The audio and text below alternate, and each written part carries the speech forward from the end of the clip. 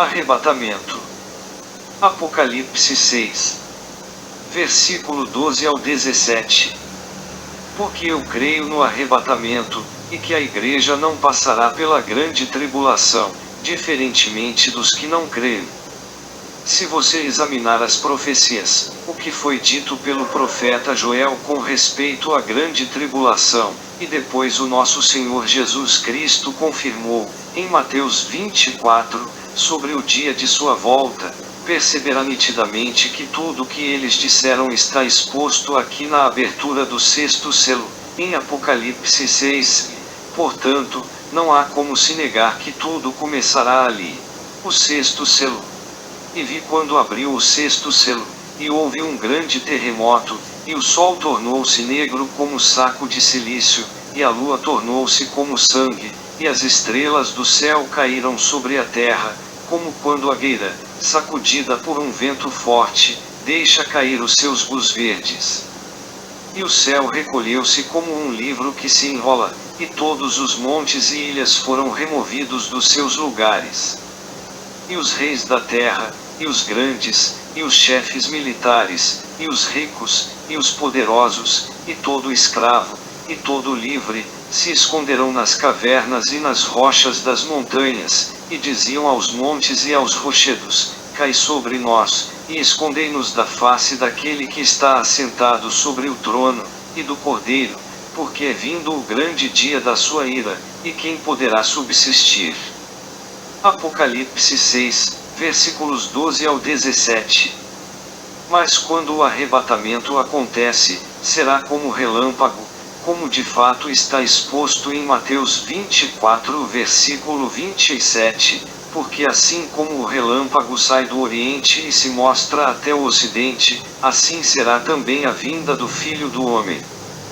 Porém, no versículo 29 e 30, de Mateus, Jesus fala da sua vinda, não mais como relâmpago, mas que todo olho verá, e isso ocorre exatamente depois da tribulação, e logo depois da tribulação daqueles dias, o sol se escurecerá, e a lua não dará a sua luz, e as estrelas cairão sobre a terra, porque os poderes do céu serão abalados. Então aparecerá no céu o sinal do Filho do Homem, e todas as tribos da terra se lamentarão, e verão vir o Filho do Homem sobre as nuvens do céu, com poder e grande glória. Notaremos que, essa passagem que Jesus falou em Mateus 24, dele vindo sobre as nuvens dos céus está também em Apocalipse, porém, depois dos eventos da abertura do sexto selo, inclusive do arrebatamento, e até mesmo da besta, e é nessa parte que vai acontecer a ceifa.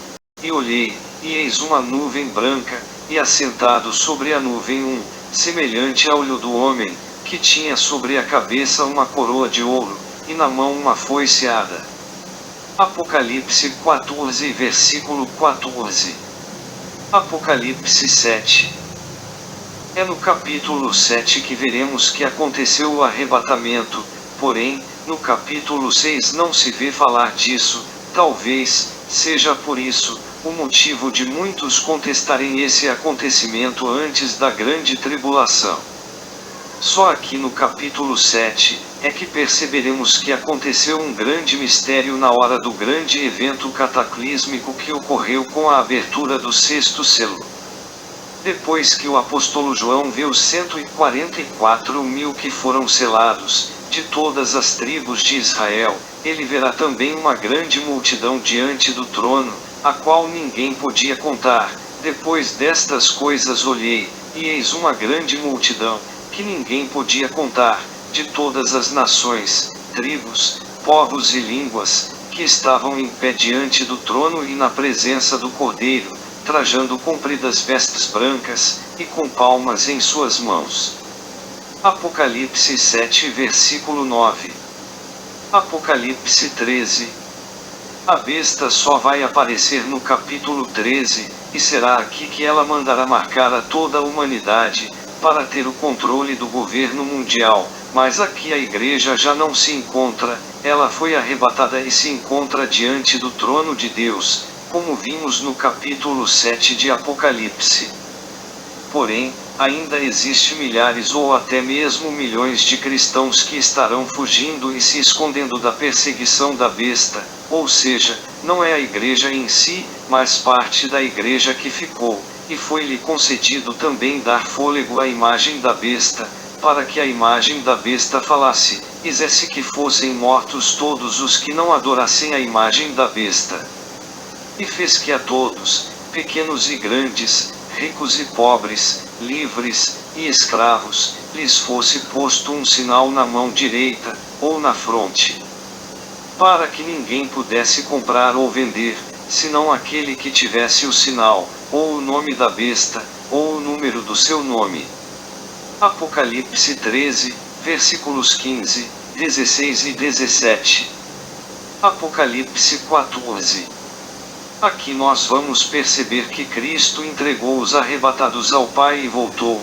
Você o verá em duas ocasiões no capítulo 14 de Apocalipse, a primeira sobre o Monte Sião, e a segunda, sobre as nuvens, e olhei, e eis o Cordeiro em pé sobre o Monte Sião, e com ele 144.000, que traziam na fronte escrito o nome dele e o nome de seu Pai.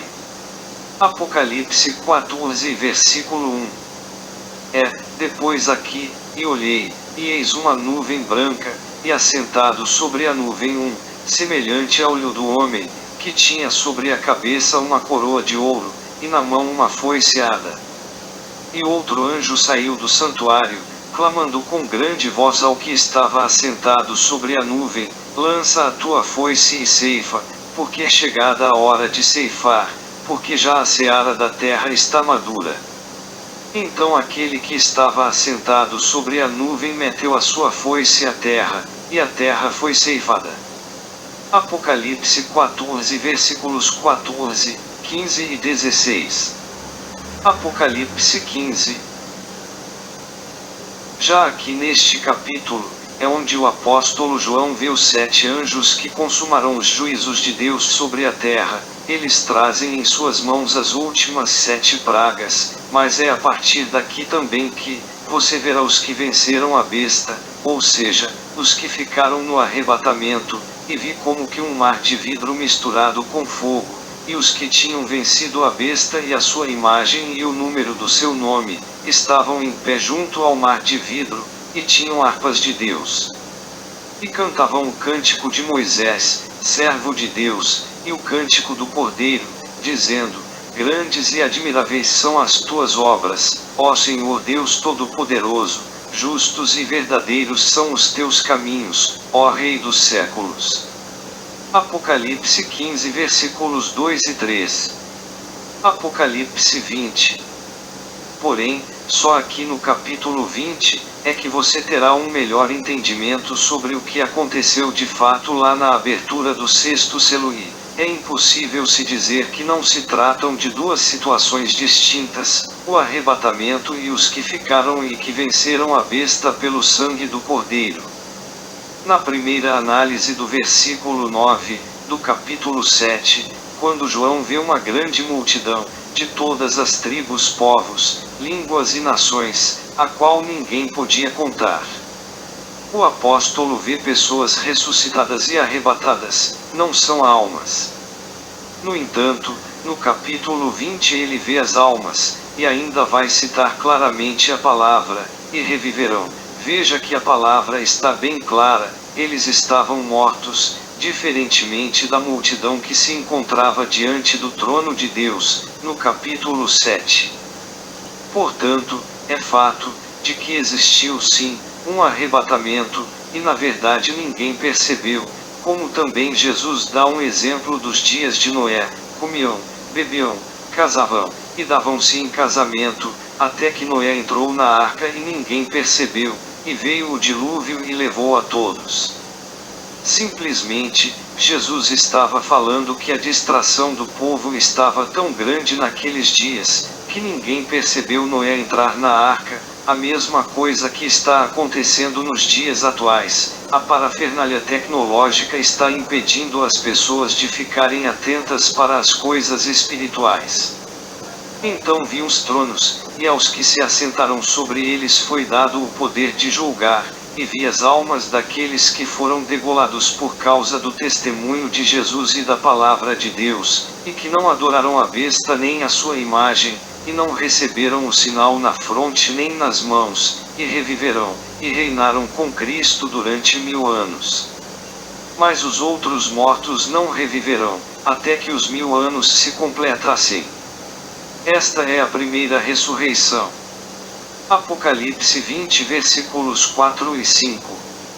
O que eu quero, meus amados, não é fazer contendas, mas simplesmente esclarecer a alguns que andam se esbofeteando achando que um sabe mais do que o outro, criando terríveis contendas, e deixando confusos os que têm pouco entendimento.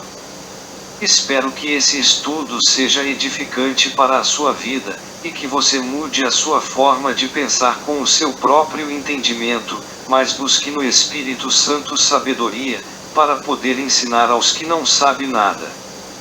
Com certeza, agindo assim, você estará edificando a Igreja de Cristo, e terás um grande tesouro nos céus. O Senhor Jesus Cristo te abençoe e te guarde até a sua vinda.